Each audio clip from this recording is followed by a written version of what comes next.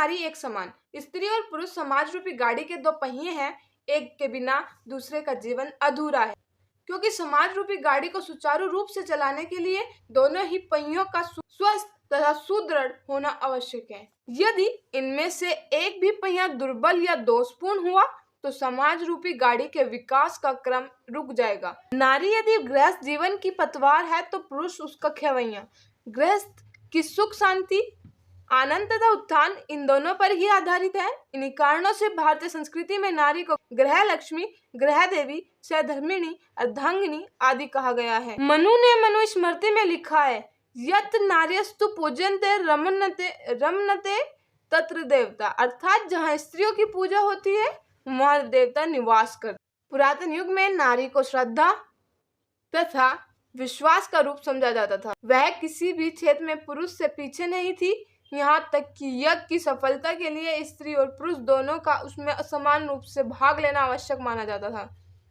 कुछ स्त्रियां तो रणभूमि में जाकर भी अपने पतियों की सहायता किया करती थी। पृथ्वी की सी क्षमता, सूर्य जैसा तेज, समुद्र की सी गंभीरता, चंद्रमा की सी शीतलता, पर्वतों की सी मानसिक उच्चता आदि गुणों के कारण नारी घर में तथा घर के बाहर भी सम्मान की अधिकारिणी थी।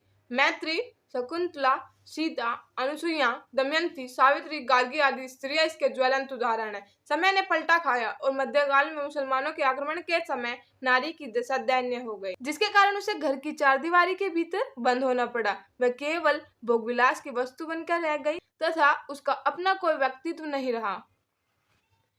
परिस्थितियों में पुनः परिवर्तन आया और राजा राम मोहन राय, महर्षि दयानंद आदि अनेक समाज सुधारकों ने स्त्रियों की दशा को सुधारने तथा उन्हें समाज में पुनः प्रतिष्ठित करने का सफल प्रयत्न किया।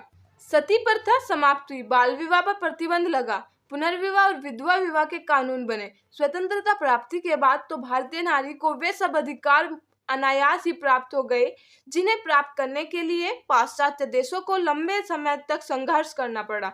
आज उसे पुरुषों की भांति सब अधिकार प्राप्त है। वर्तमान युग की नारी ने अपनी बुद्धि, योग्यता तथा आत्मविश्वास से यह भली भांति सिद्ध कर दिया है कि आज वह अबला नहीं सबला है, परावलंबी नहीं स्वावलंबी है। वह पुरुष के भोग की वस्तु नहीं, उसकी सहयोगिनी है। घर चार दीवारी में बंद रहकर यातना सहने वाली मूकदर्शिका नहीं, सामाजिक जीवन की आधारशिला है। आज जीवन के हर क्षेत्र में वह पुरुषों के साथ कार्यरत है। शिक्षा, राजनीति, चिकित्सा, विज्ञान, समाज सेवा, व्यापार, उद्योग धंधे, प्रशासन, पुलिस, सेना आदि सभी विभागों और क्षेत्रों में उसने अपनी प्रतिभा से यह सिद्ध कर दिया है कि नर नारी एक समान है। नारी के इन्हीं गुणों का मूल्यांकन करने के लिए सन 1975 का वर्ष अंतर्राष्ट्रीय महिला वर्ष के रूप में मनाया गया था।